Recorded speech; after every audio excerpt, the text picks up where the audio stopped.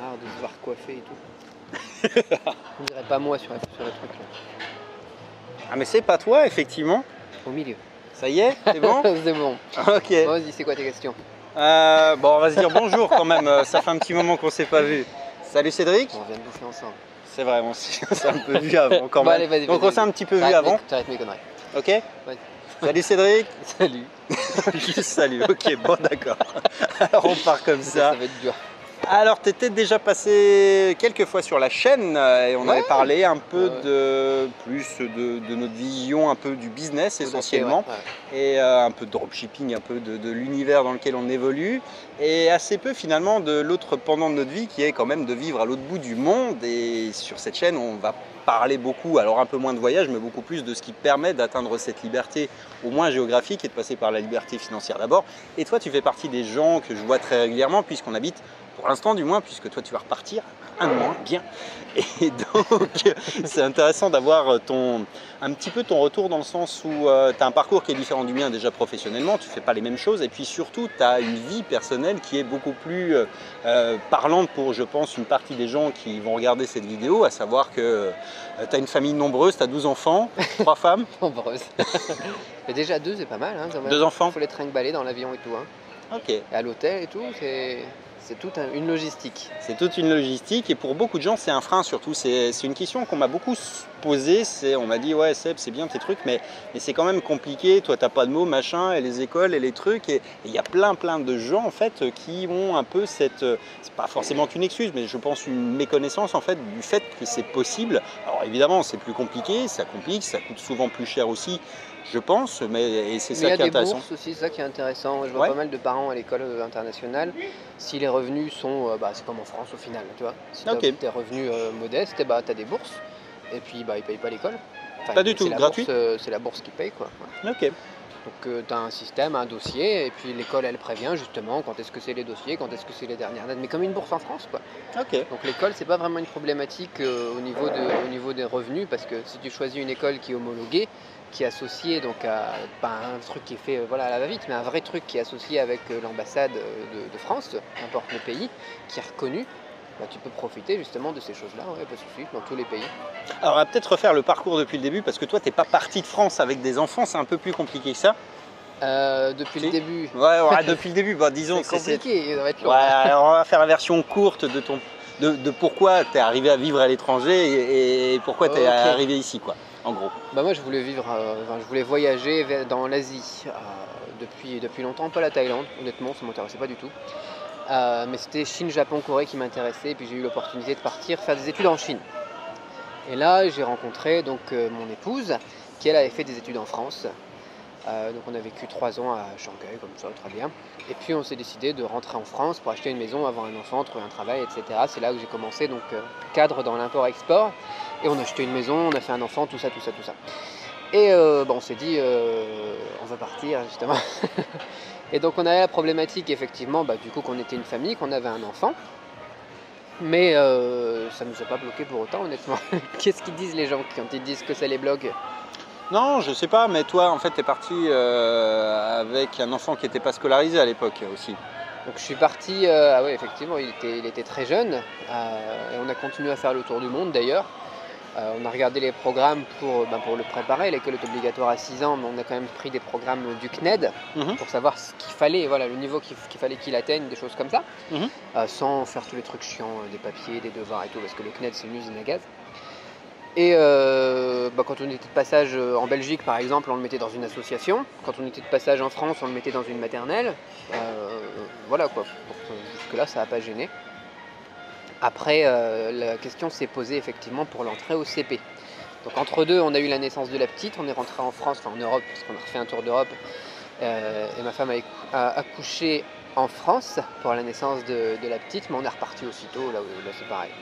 Et donc on vivait en Chine, à Guiyang cette fois-ci, où on est resté à peu près 3 ans.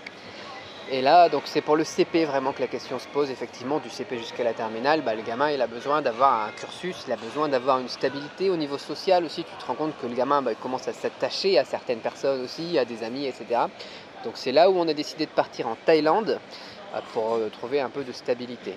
Ça aurait pu très bien être à Hong Kong, à Chengdu ou à Shanghai par contre. Plus cher. Nous, à Gouyan, la problématique qu'on avait, c'est que il y avait quoi à l'époque 250 étrangers sur la région de 45 millions de personnes. Okay. Donc il n'y avait pas d'école française. Et donc on a fait le tour de l'Asie et puis on a regardé les écoles en Chine aussi. C'était pas tellement plus cher, par exemple Shanghai, Chengdu par rapport à ici. Pas trop de différence, mais comme on avait cette liberté géographique, on a regardé aussi aux alentours et puis la Thaïlande ça nous plaisait bien parce qu'on est bien ici quand même. Donc on s'est posé ici. Et ouais, la question vraiment de la scolarité des enfants, ça va.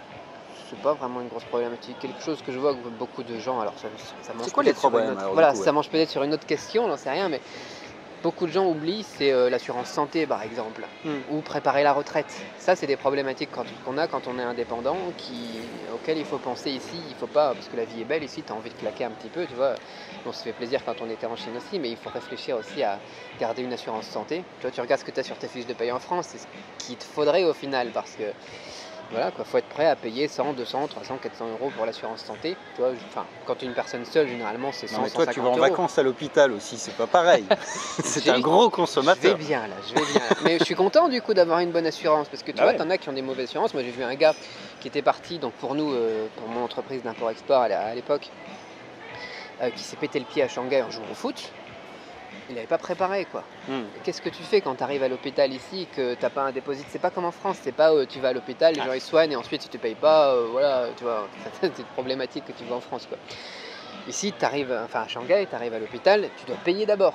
Tu payes ton admission et ensuite tu as un truc et puis même dans certains hôpitaux, si tu es arrivé à la fin de ce que tu as avancé comme argent, ils te disent il faut en rajouter ou sinon tu sors, tu vois.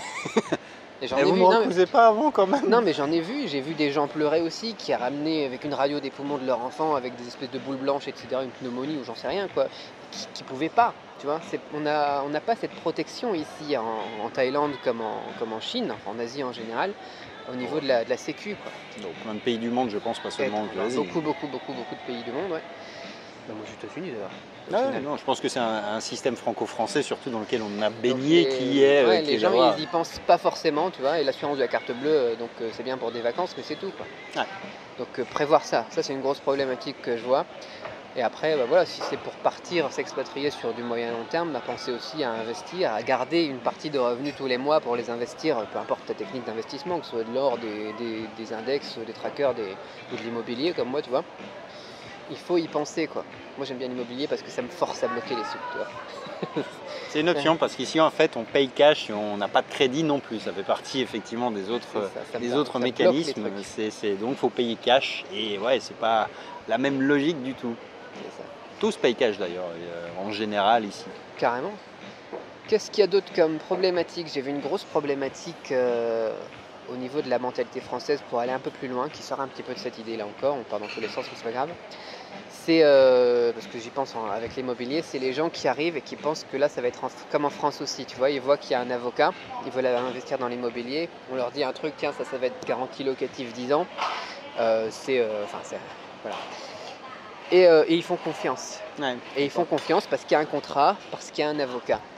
Et je pense qu'il faut aller un petit peu plus loin dans les pays comme ça pour aller vérifier la fiabilité des gens, vérifier que tu vas bien avoir les bons documents derrière, etc. Parce que justement, là, les gens, ils y vont les yeux fermés. Il y a beaucoup d'arnaques qui courent quand même. C'est normal, d'un point de vue pratique, il n'y a pas de notaire. En France, un notaire, c'est un mec qui empile 3 la redoute de papier dans lequel il y a tout un dossier, machin, qui va contrôler jusqu'à la hauteur des prises électriques pour savoir s'il y a eu un pet d'amiante dessus il y a 30 ans ou pas. Ça coûte une fortune, mais tout est épluché. Ici, il n'y a pas de notaire. C'est la partie qui concerne la vente est gérée uniquement par un office. En fait, on met un stamp qui valide la transaction et uniquement la transaction. C'est ça. Et il n'y a pas les mêmes lois d'urbanisme non plus. Ça aussi, c'est un truc en fait où je vois plein de projets spécifiquement au Cambodge parce que c'est encore plus extrême qu'ici. T'as un immeuble machin. Ouais, l'emplacement il est génial. Ouais, mais attends, là ils sont en train de défricher en bas. À mon avis, tu vois, la vue là que t'as, oublie-la. Et quand on dit vue coupée, ici, c'est pas. Parfois, on peut construire à 1 ou 2 mètres quelque chose, quoi. C'est pas comme en France avec la distance minimale, les trucs. Au Cambodge, j'ai vu des machins où tu pouvais plus ouvrir la fenêtre du dehors parce qu'ils avaient construit un nouvel immeuble à côté, quoi. Donc, ouais. Les gens, ils font confiance parce qu'ils voient justement un dossier, ils voient des tampons, ils voient des gens, des équipes. Et puis voilà, les Français, ils ont tendance à trop faire confiance de ce côté-là. alors que ça se passe pas pareil, quoi. Je pense pas en revanche que ça soit spécifiquement français, c'est que les gens ont tendance à attribuer en fait la même notion de confiance, à transférer un petit peu le système qu'ils connaissent chez eux vers un nouveau pays, alors que ça marche jamais, mais alors jamais du tout de la même manière. Les lois par exemple entre la France et les États-Unis ne sont pas les mêmes. Simplement il y a des pays qui offrent plus de protection et c'est au plus on est dans un pays développé, au plus il y a de règles et de protection et donc moins on est dans des pays chers et plus c'est le Far West. C'est ça. Donc faut garder ça en tête. Ça me paraît être un point important pour les gens qui veulent franchir le cap. Ouais, c'est vrai. Et toi alors du coup tu rentres? Alors, ça tu poses des questions compliquées à chaque fois. Je rentre pas vraiment. Ah. Ma base, moi, ça va être la Thaïlande maintenant pour les années à venir. Mais tu vois qu'on ne tient pas vraiment en place. Comme je te disais, on était resté 3 ans à Shanghai, on est parti 3 ans en France, on est revenu 3 ans à Goyang. Là, ça fait 3 ans qu'on est en Thaïlande et on a la bougeotte. Vraiment, 3 ans, c'est notre limite. Et comme on se rend compte justement qu'à chaque fois on bouge au bout de 3 ans, on se dit ça va jamais terminer. On peut repartir en France, on repartira au bout de 3 ans. Donc on va essayer une nouvelle technique maintenant pour être toujours en voyage, pour jamais se lasser, qui est donc de faire 6-7 mois en Thaïlande, 4-5 mois en France et 1 mois en Chine, parce qu'on a toujours l'appartement, la famille en Chine aussi.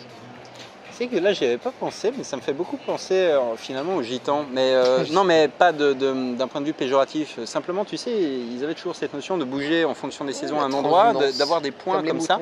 Et aussi, mais d'avoir des spots comme ça, d'être toujours en mouvement. Et c'est vrai que j'ai jamais fait ce parallèle, mais tiens, c'est intéressant. J'en ferai peut-être une idée. C'est un style de vie qu'on veut tester maintenant.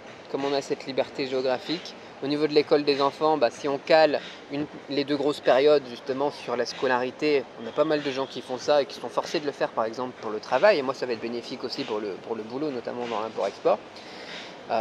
Partir, avoir 5-6 mois à l'école, ou même 5 mois, puisqu'on aura 1 mois de vacances à l'école en Thaïlande, 5 mois à l'école en France, on part en Chine, on revient en Thaïlande pour 1 mois de vacances, on refait la même chose, tu vois. Et au final, il y a toujours une stabilité au niveau des amis, au niveau du suivi scolaire, etc. Non, c'est vrai, c'est vrai. Alors, c'est vraiment un des fils conducteurs, je trouve, de ces interviews que j'ai commencé à faire, c'est que je me suis aperçu qu'on avait tous nos systèmes et qu'on aimait bien les changer. Enfin, tu vois, Fabien, par exemple, lui, il est dans une autre dynamique, une autre mécanique également. J'ai parlé avec Guillaume, je crois que tu l'avais rencontré. Il y a Jean-Loup qui, lui, est pareil en mouvement et puis qui, là, a décidé de se poser un peu. Enfin, on fonctionne tous avec des cycles comme ça. Et on a ce point commun d'expérimenter toujours. Je trouve ça assez... On veut tester un nouveau modèle. Ouais, c'est ça. C'est vraiment intéressant sur cet aspect-là. Ok. Qu'est-ce que tu verrais alors comme chose qui serait peut-être des inconvénients majeurs à partir en famille? Le voyage en famille, c'est quand même plus compliqué. Enfin, tu vois, moi, typiquement, j'ai mon sac à dos, je le prends et puis je reviens dans 3 jours, dans 1 semaine, dans 1 mois ou quand ça... tu vois, là, on revient de Chine. Ça n'a pas été compliqué au final.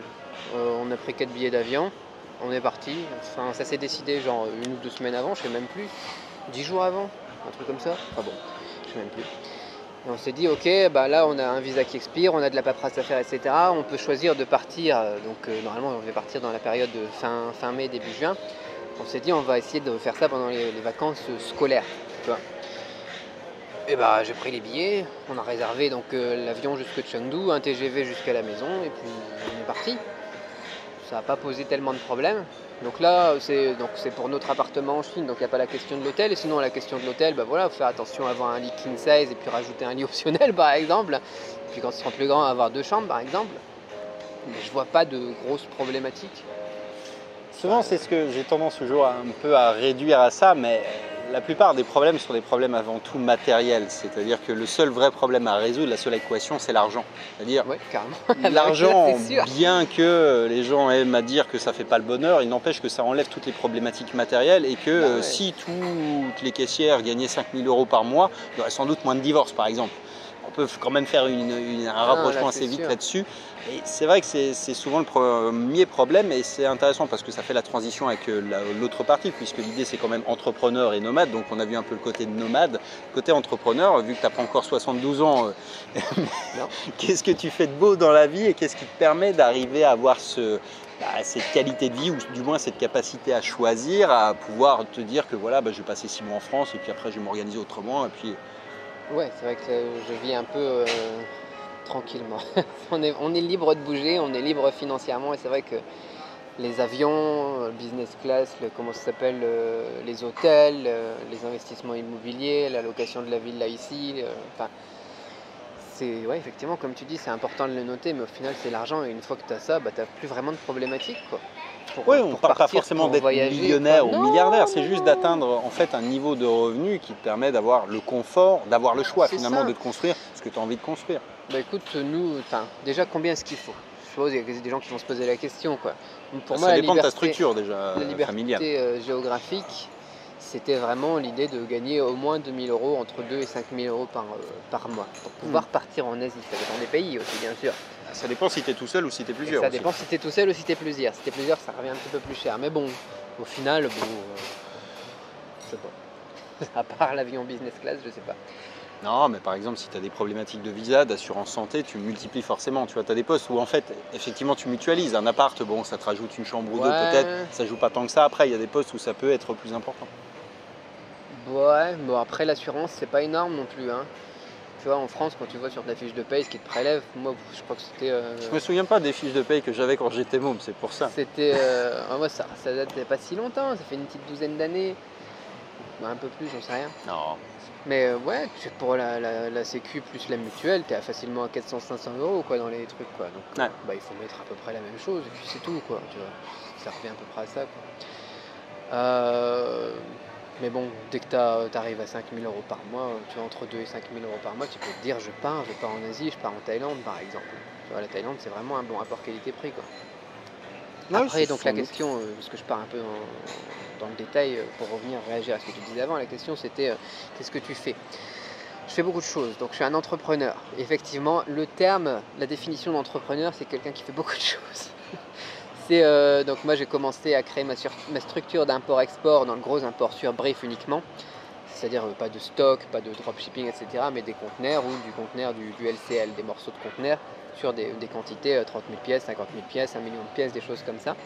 Donc sur brief, tu vois, à chaque fois tu as un cahier des charges, tu fais une commande et ensuite c'est terminé, tu passes à l'autre.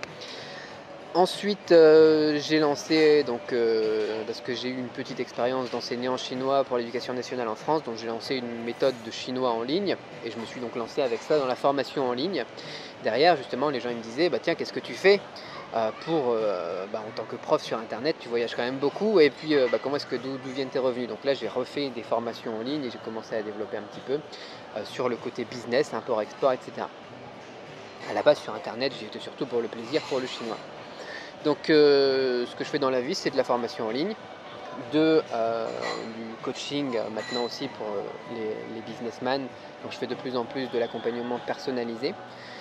Et ma propre structure d'import-export, plus les investissements maintenant du coup, parce que ça s'accumule, et il commence à y avoir des rentes après qui se créent, quoi. Voilà, ça résume assez bien parce que ça fait quand même beaucoup de choses à condenser. Tu as commencé il y a longtemps. J'ai commencé, ouais. Donc j'étais cadre dans l'import-export en 2008-2009, et c'est quand mon gamin est arrivé justement. Tu vois, il y a des gens qui disent je peux pas partir parce que j'ai la famille. Moi, c'est justement parce qu'il y a la famille qui a commencé à s'agrandir que j'ai décidé de créer ma boîte et de le voir grandir, tu vois, de l'accompagner, de voyager avec lui, de lui montrer, de lui enseigner. Moi, j'ai cette chance justement d'être polyglotte, je parlais plusieurs langues. Et je voulais qu'il ait la même chance aussi, la même découverte, etc., quoi. Pouvoir faire ce que moi j'avais pu découvrir seulement quand j'ai eu 19 ans, quoi. Et j'ai eu ce déclic-là, et c'est là que j'ai créé ma société d'import-export. Et ensuite, donc ça c'était en 2009, j'ai créé ma société avec mes premiers business.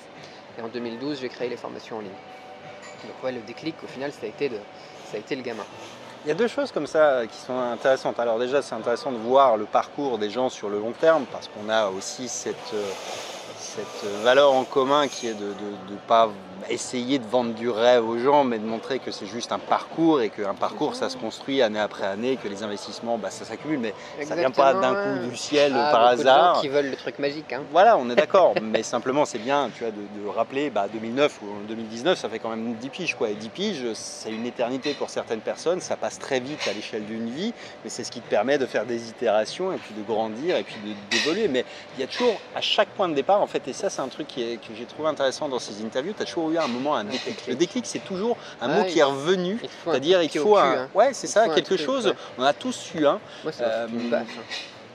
Ouais, non, il y a toujours quelque chose, un truc. Guillaume l'avait donné lui comme étant, je sais plus, il y a un jour, il s'est dit c'est pas possible, je sais plus. Enfin, tu vois, il était au bord du burn-out. Enfin, c'est comme ça qu'il l'expliquait. Moi, j'ai eu un peu, en fait, j'en ai eu un qui était un peu similaire quand j'ai fermé mes boîtes physiques, où je me suis dit, je vais pas, enfin, j'aurais pu continuer tel quel, mais je me voyais pas faire ça pendant 5, 10, 20 ans. Et c'est là où, en fait, ce jour-là, en 10 minutes, on a décidé de fermer une activité complètement, de fermer les boîtes et de se dire, on va bosser sur Internet, alors que ça n'existait pas, bosser sur Internet à l'époque, en 2006-2007. Il n'y avait rien, quoi. Donc, c'était vraiment le Far West. Et c'est un peu ça, c'est un moment, tu te dis, putain, je peux pas. C'est pas possible. Et il y a toujours ce moteur-là, parce qu'il faut effectivement, je pense, un moteur pour être capable d'arriver à passer ces caps. Parce que dans ce qu'on fait, c'est bien quand on nous voit aujourd'hui au bord de la plage, dans un cadre sympa, mais ça, c'est l'aboutissement, c'est pas le début, c'est jamais comme ça que ça a commencé. Et que c'est jamais qu'encore une fois un petit bout de la lorgnette de ce qu'on montre, mais parce qu'on ne peut pas remonter le temps pour remontrer un peu tous les trucs non plus, mais c'est intéressant de le garder en mémoire, je trouve, et puis que les gens l'aient, c'est-à-dire que tout est possible, mais que ça prend du temps, et c'est ça en fait qui compte beaucoup, c'est qu'il n'y a rien qui est inatteignable. Elon Musk arrivera à aller sur Mars, donc quand on prend ce principe-là, rien n'est impossible, simplement il faut mettre à la fois les efforts et la patience nécessaire dans le process. J'en ai chié au début, quand même. On a tous chié au début, tous. On a passé des mois difficiles, à pas se payer mal, à pas voir le bout du truc, des phases de découragement, des phases où tout le monde te dit en plus tu ferais mieux de faire ci ou ça. Des moments où effectivement il faut passer toutes ces étapes-là, c'est un parcours initiatique. Mais après, le jeu en vaut la chendelle quand tu es au bout du truc et que tu as effectivement travaillé pour. On disait il faut célébrer chaque étape. Parce que je trouve que la vie d'entrepreneur, que ce soit entrepreneur ou entrepreneur digital nomade, c'est quoi ton truc? Non, digital nomade, c'est pas ça, c'est plus entrepreneur nomade parce que tu résumes assez bien le principe, c'est-à-dire que tu es entrepreneur et puis cette liberté géographique, t'en profites à plein et puis en plus ça te permet de rebondir sur des opportunités de business. Carrément. Voilà, être en Chine, ça t'a permis d'être au cœur de l'import-export, de bosser pour des clients, après de revenir en France, ça te permet d'en trouver d'autres. Donc c'est extrêmement intéressant, je trouve, d'avoir ce nomadisme, mais qui n'est pas juste dans l'idée de vagabondage, c'est que derrière c'est un vrai moteur, un vrai projet de vie derrière qui est intéressant. C'est vrai qu'il y a beaucoup de gens qui voient ça comme la finalité et puis se disent je vais aller vivre en Thaïlande, mais c'est vrai que cette liberté géographique c'est énorme. Moi il y a des gens qui me disent bah tiens Cédric, est-ce que tu pourrais aller à Shanghai demain? Du coup ça m'est arrivé quoi. Et puis on te paye le billet d'avion, on a un problème dans une usine pour un de nos clients et on fait des thermomètres et puis il y a un souci, ils ont tout bloqué tu vois. On paye le billet d'avion, est-ce que tu peux y aller? Quand est-ce que tu peux y aller? Je dis bah vas-y prends au plus vite, puis moi j'y vais quoi tu vois. Et cette liberté, ça va justement te donner d'autres opportunités, c'est ça aussi qui est énorme quoi. Ouais, c'est ça, c'est ça la vision d'entrepreneur, c'est être capable de saisir au vol les opportunités qui se présentent parce que effectivement, la vie est comme ça, on n'a pas plus de chance, pas plus de choses que les autres, c'est juste que on agit plus, on passe plus à l'action et c'est ça qui produit plus de résultats en substance. Mais c'est jamais encore une fois qu'un process et c'est vrai que on va assez peu siroter pendant des journées entières des bières à la plage non plus quoi. Ouais, non, toi t'es café en plus. Café Chantilly. Bon. Arrête, après les gens ils vont croire que je bois des trucs comme ça. Non, ouais, alors du coup, moi ça me fait penser à un autre truc, c'est la discipline par contre qui est nécessaire. Parce que si tu poses la question justement d'un problème que les gens vont rencontrer, c'est la discipline qu'il faut s'infliger. Mais après, ça marche aussi pour les entrepreneurs en France, mais c'est encore plus vrai ici. Quoi. Ouais. Il faut vraiment surveiller tout ce qui est assurance, il faut vraiment surveiller tout ce qui est gestion de la famille, école, suivi des dossiers administratifs, les trucs comme ça. Il faut vraiment se donner des coups de pied au cul pour pouvoir saisir toutes les opportunités aussi qui se présentent. Quoi. On n'est pas là effectivement pour se poser sur la plage, parce que les gens qui se posent sur la plage, c'est les retraités quoi, au final. C'est les gens qui cultivent ardemment leur cancer de la peau. Ici, en fait, c'est de la cuisson quand même à haute température, c'est pas du bronzage. Donc on reste quand même à bosser. Les gens, ils voient la vie paradisiaque, les jet skis, les speedboats, les trucs comme ça. C'est sympa, on se fait ça de temps en temps, ouais. Mais on bosse quand même, ouais. C'est du boulot. Non, bien sûr, mais après, c'est une philosophie. Moi, j'adore bosser et c'est mon bureau ici. Quand je suis ici, c'est l'endroit où je viens bosser le matin. C'est extrêmement... Enfin, il y a pire comme endroit pour venir travailler, quoi. C'est ça, on est dans un bon cadre. On peut choisir notre environnement. Du coup, on bosse mieux. Aussi, encore une fois. Il y a énormément d'avantages à tout ça, évidemment. Alors du coup, on a fait un peu le tour de tout ça. Qu'est-ce que c'est tes projets maintenant? Alors, rentrer en France, d'un point de vue pro, ça va dire quoi? Entrer en France, c'est rencontrer beaucoup de clients, beaucoup de personnes qui veulent bosser avec moi, donc que ce soit dans l'import-export ou que ce soit notamment dans le coaching, consulting. Et puis pourquoi pas aussi organiser des petits événements avec mes communautés, tu vois. C'est vraiment, tu vois, la dernière fois quand on était, après la naissance de la petite, ma belle-mère était malade, on était en Allemagne pour la soigner. Et j'en ai profité pour faire un petit saut à Strasbourg, on avait organisé un truc au Hilton à Strasbourg avec les fans, tu vois. Donc c'est des choses qu'on peut se faire. Et qui sont difficilement organisables ici en Thaïlande à 6000, 7000, je ne sais même pas combien de kilomètres de la France. Quoi. 10 000 Allez, moi je mets 10 000. Mais ça va vite, juste maintenant. Je pense pas à 10 000, moi je dirais 7000. On vérifiera. On vérifiera. Ouais, donc, ouais. Après, donc, la Chine, ce qui est prévu, c'est pour y aller pendant l'été, le premier mois d'été, c'est aller à Guyang, à notre appartement, la famille, les amis. Mais après, voilà, c'est très probable qu'il y ait des missions ponctuelles ou des moments où je dois aller en Chine, notamment. Peut-être là en octobre pour la foire de Canton, ou bien pour aller voir un fournisseur, pour aller faire une inspection qualité ou n'importe quoi, s'il y a un souci, quoi, tu vois. On mettra un lien dans la description pour les gens qui sont un peu intéressés ou qui peuvent être intéressés par tes services, ou du moins voir ce que tu proposes ou ce que tu proposeras. Ça marche. Merci bien. Et ouais, c'est tout après. Après en France, on va pas non plus. On va aussi en profiter, quoi. Ça fait longtemps qu'on s'est pas installé en France et qu'on n'est pas resté un petit moment, donc on va en profiter aussi pour faire. Il te fait pas peur cette transition? Parce que moi, à vrai dire, tu vois, c'est une question qu'on me pose très régulièrement. C'est et tu rentres jamais en France? Moi, je dis bah non. Non, jamais. C'est pas prévu non plus. On me demande ensuite, mais ça te manque pas vraiment? Bah non, non. Et donc ouais, c'est un truc que je ferais sans doute pas, l'expatriation inversée comme ça, parce que j'aurais effectivement le sentiment, je pense, après tout ce temps écoulé sans être rentré, de devenir un vrai expatrié dans un pays qui est celui dans lequel j'ai grandi pourtant. Mais le pays, il a changé quand même. Je suis parti en 2010. Il y a plein de choses qui vont pas dans le bon sens, il y a plein de choses sur lesquelles je suis pas d'accord, c'est pour ça que j'y suis plus d'ailleurs, et je suis pas fâché, je critique pas le système, j'ai choisi de faire ma vie en dehors du système et d'en choisir un différent, mais je pense pas que je serais facilement réintégrable dans l'environnement français. Ouais. On n'a pas non plus prévu de se réintégrer. Passer 6 mois quand même sur place. On va passer 4-5 mois sur place. L'idée, ça va être d'y être pour les enfants quand ils sont à l'école. Nous, tout tourne autour des enfants de toute façon au niveau de leur scolarité. Dès qu'il y aura des vacances, on va partir en voyage en Espagne, en Italie, en Grèce, les trucs comme ça. Et sinon, on va rester un petit peu tranquille, pépère, à la campagne, tu vois aussi. Le but, c'est pas non plus d'aller reprendre une routine, d'aller recréer quelque chose en France ou quelque chose comme ça, quoi. Au final, on sera comme si on était en vacances en France, tu vois. Ici, tu as plein de gens qui vivent en Thaïlande la plupart du temps et qui partent en vacances un mois, 2 mois en France ou un mois, 2 mois en Espagne, en Europe, quoi. Nous, on serait plus sur cette logique-là, sauf que ça serait un petit peu plus long qu'un mois, 2 mois, quoi.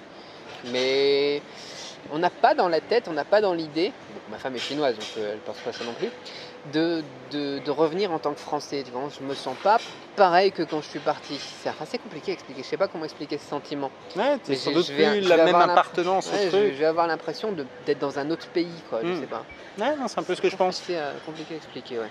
Non, je pense que tu es plus... le pays a évolué, toi tu as évolué dans un truc qui est différent, mais il faut comprendre que quand tu vis à l'année à l'étranger, en fait ton quotidien, il est plus bercé par les problématiques que les gens rencontrent au quotidien en France. Les grèves, les assurances, les machins, les trucs, tout ça, en fait ça nous passe un peu au-dessus de la tête. Et il y a des grands phénomènes sur lesquels nous on les voit pas, absolument pas, quoi. Et du coup, c'est vrai que tu as une société qui évolue, elle a beaucoup bougé, il y a eu beaucoup de problématiques sécuritaires qui sont développées, il y a plein de choses, enfin bref, il y a plein de trucs sur lesquels, moi je le vivrais très mal, déjà que j'étais parti à l'époque de France parce que j'avais l'impression qu'on n'avait plus de liberté. Je pense qu'avec 10 ans et les 10 années qui viennent de s'écouler presque, qui sont quand même largement axées sur les problématiques sécuritaires au sens large, j'aurais encore plus de mal à y retourner, quoi. Enfin, du moins de devoir guetter le moindre radar sur la route pour pas me faire voler de 100 balles ou d'un permis. Je sens que ça me causerait des trous à l'estomac, quoi. Je vais commencer à stresser. Ouais, il faut. Alors, mais c'est un test aussi, tu vois. T'as que 12 points sur ton permis, t'en fous. Notre idée, tu repartiras quand t'en auras plus. C'est ça.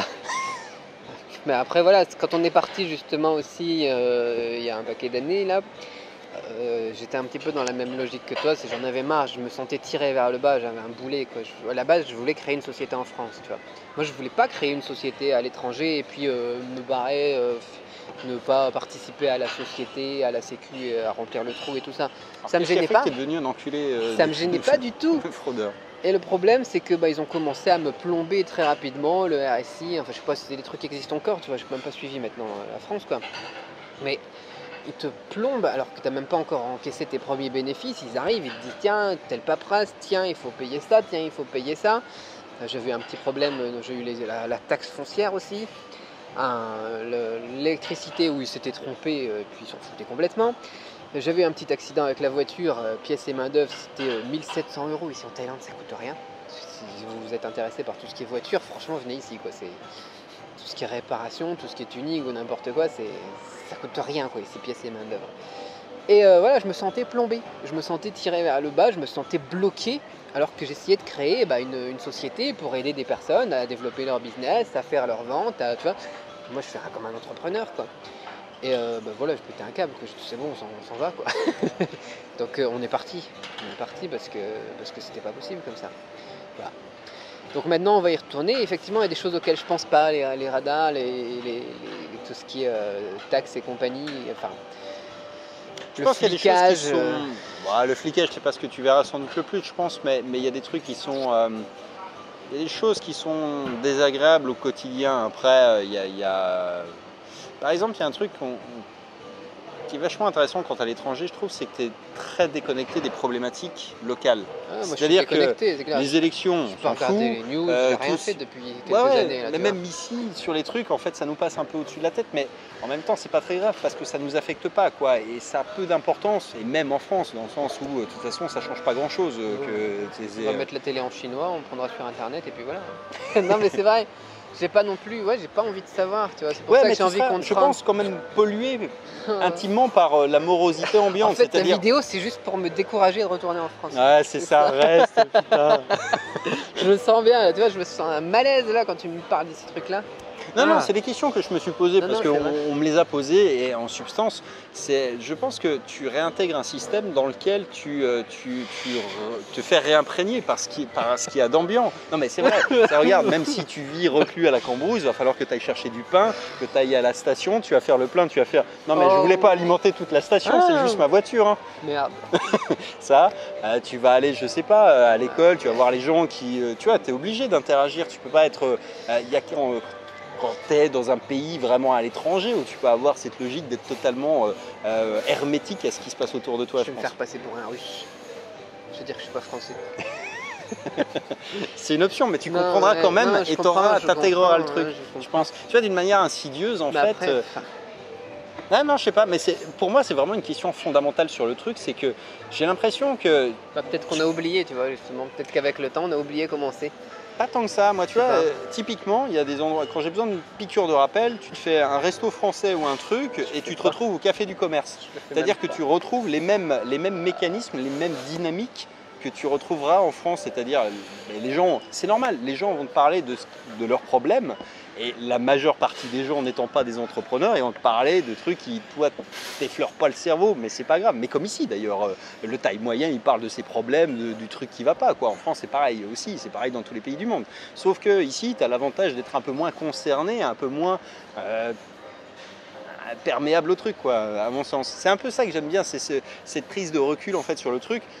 Moi, ma vie, elle est beaucoup plus calée en fait sur le principe il n'y a pas grand-chose qui m'affecte parce que de toute façon, ici, c'est pas vraiment chez moi. Ce qui s'y passe, ça me concerne qu'à moitié, dans le sens où on me demande pas mon avis et puis voilà. Et puis c'est pas les mêmes problématiques pour moi qui suis expatrié que pour quelqu'un qui est né et qui est citoyen thaï, quoi.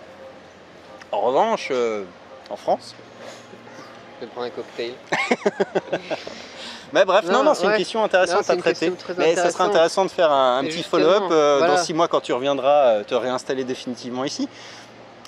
Ah, mais c'est ça, c'est une problématique. Après, voilà, on se dit effectivement, on ne veut pas se réinstaller en France, ça c'est sûr. On part vraiment dans l'optique d'être déconnecté un petit peu de tout ça. Après, on va voir justement comment est-ce que ça nous affecte. Et puis si ça nous affecte, justement, on a cette chance et cette liberté de dire Ouais, c'est ça. Mais pourquoi la France et pas d'autres pays? Parce que tu vois, Jean par exemple, lui, il a refait la France et puis il est reparti assez vite finalement. Encore une fois, c'est les enfants qui dirigent nos choix. Et on a vraiment, donc les enfants, leur première langue, leur langue maternelle, c'est le chinois. On parle chinois à la maison, tu vois, ma femme est chinoise, ils parlent chinois, ils savent parler français, mais par exemple le petit, il manque un petit peu de vocabulaire, tu vois, le grand, pardon. Donc on se dit que ça va être bénéfique pour eux. Pour le business, pour moi aussi, c'est plus intéressant d'être en France. Tu vois, même si la plupart de mes clients dans l'import-export, ils sont dans le nord de la France avec tout ce qui est VAD, VPC, on sera beaucoup moins loin, quoi.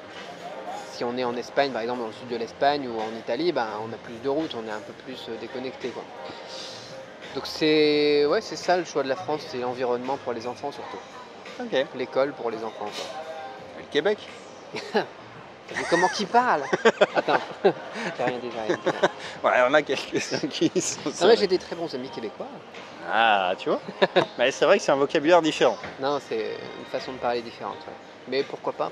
Et ça s'ouvre aussi pour les enfants, ça peut être bénéfique aussi, hein, d'avoir différents accents de français aussi. Bah bon. Ça plairait à ma femme d'ailleurs, le Canada, Québec. Ouais, de quoi? Le froid? Peut-être plus tard. Je sais pas, l'environnement, puis la découverte, l'aventure aussi, parce qu'on connaît pas. Ouais, c'est pas... Je sais pas. Okay. Ça donne des idées.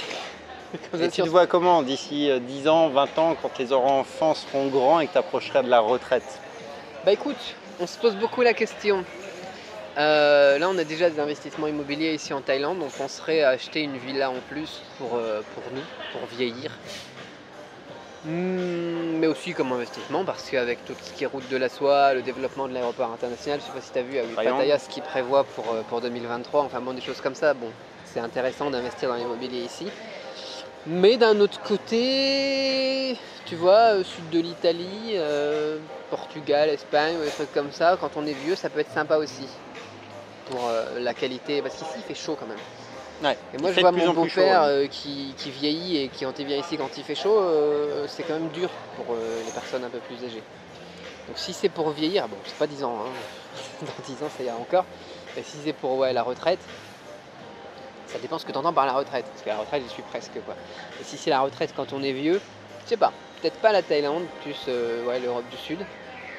Et en attendant, continuer à bouger, quoi. C'est vrai que dès que les enfants vont faire leurs études, ça dépend aussi où ils vont, tu vois. Moi, si par exemple le grand il va faire ses études à Hong Kong, pourquoi pas se poser à Hong Kong, quoi.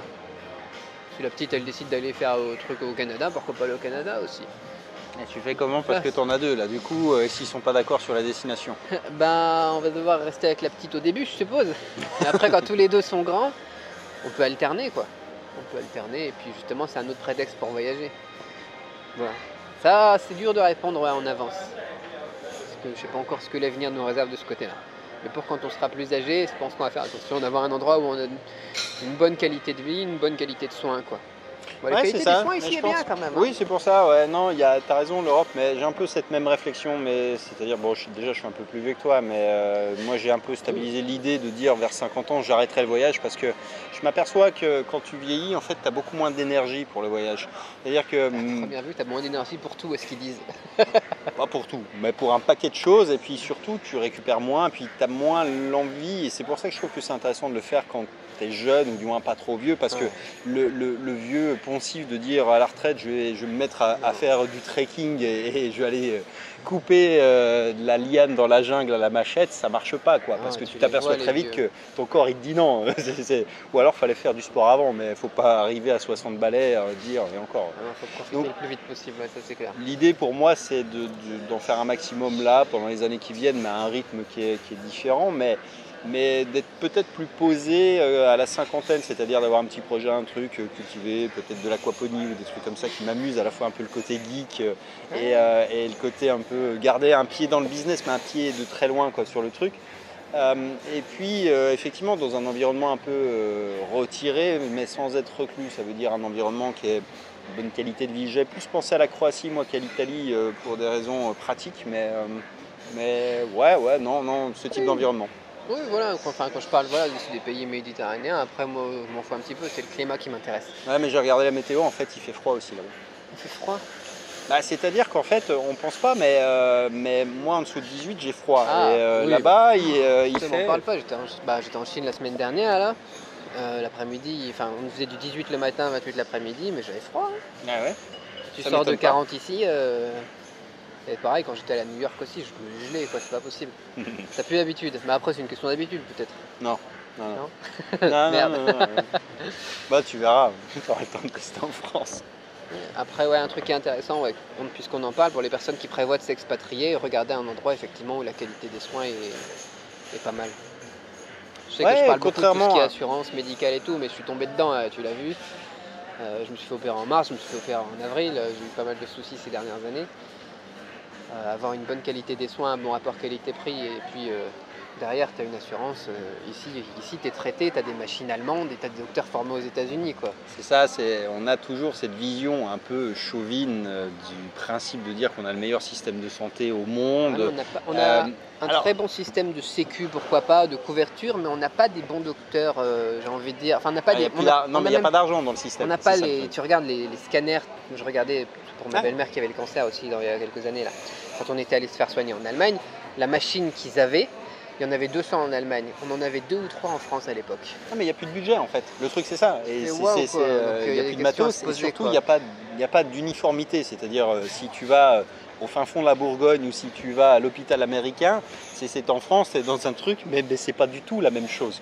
Et ici en fait il y a des chaînes, le Bangkok Hospital. Tu as le service. T'es un client, non mais t'es pas un patient, t'es un client. Et ça fait toute la différence, c'est qu'ici on n'attend pas, ici on paye des systèmes parallèles, mais contrairement aux idées reçues, ils sont extrêmement performants, beaucoup plus que ceux qu'on a l'habitude d'avoir. Et surtout la qualité des soins, c'est des métriques, c'est-à-dire que tu vas à Bangkok, tu vas à Pattaya, tu vas à Chiang Mai, c'est la même boutique, c'est géré de la même manière, avec les mêmes process, avec les mêmes trucs, et c'est fait d'une manière uniforme.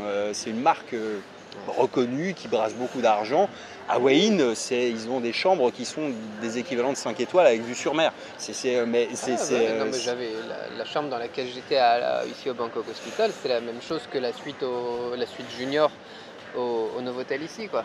Total des courses, partant en vacances au Bangkok Hospital. C'est ça. Non mais attends, je vais à l'hôpital, je vais me faire opérer. Moi, les enfants, ils sont contents. Parce qu'ils vont pouvoir avoir un lit et une chambre, une télé et tout. T'as l'impression qu'on part 2 jours à l'hôtel.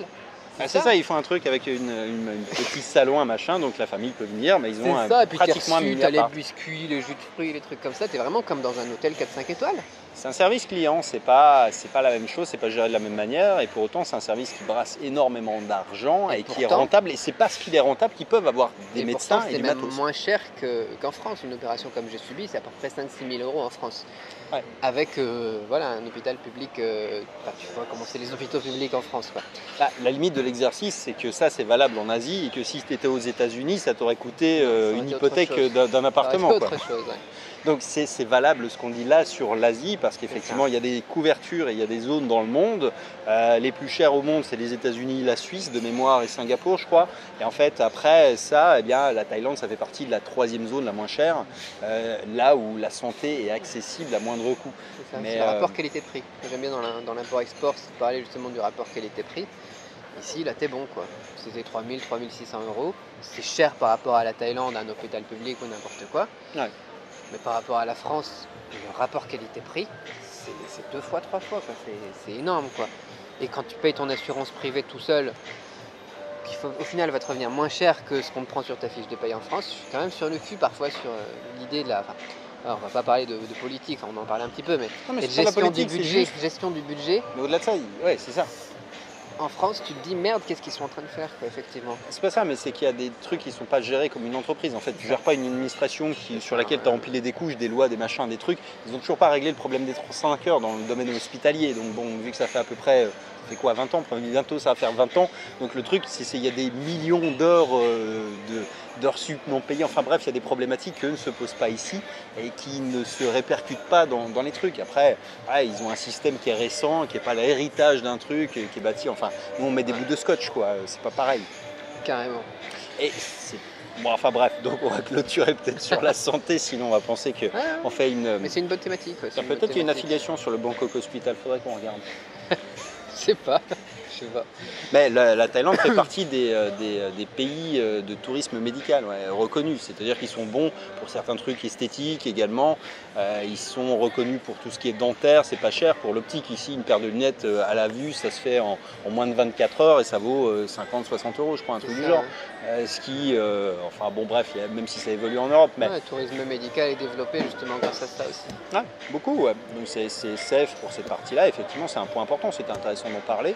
Ça fait moins rêver, c'est moins de l'amour. Non, c'est pas sexy, mais ça fait partie des questions à se poser. Ouais, c'est vrai. Tu vois, c'est vrai, c'est vrai. c'est important quand même. Bon, allez, je vais te laisser le mot de la fin parce qu'on va arriver là à une grosse vidéo qui va taper dans les bonnes 40 minutes bien larges. Donc ça va être le temps de conclure parce que je pense qu'on va perdre du monde. Bah écoute, un truc, moi j'aimerais bien valider et insister dessus, c'est l'idée du déclic sur laquelle on parlait tout à l'heure. Parce que c'est vraiment ça au final qui fait la différence. Si tu as un bon déclic, dans tous les cas, tu vas partir de toute façon. Tu vois, il y a beaucoup de gens qui se posent la question, je pars pas, est-ce que c'est bien, est-ce que c'est pas bien, est-ce qu'il faut faire attention à ça, les enfants ça fait chier, etc. parce qu'on ne pourra pas partir. Si tu te poses la question vraiment du pourquoi profond, tu vois, pourquoi est-ce que tu veux partir, qu'est-ce que tu veux faire, quel est ton objectif, qu'est-ce qui te fait chier, tu vois, actuellement, et que tu le prends, quelque chose qui te prend bien aux tripes et que tu as envie de te casser le cul pour ça, au final tu vas partir. Donc quel est votre pourquoi?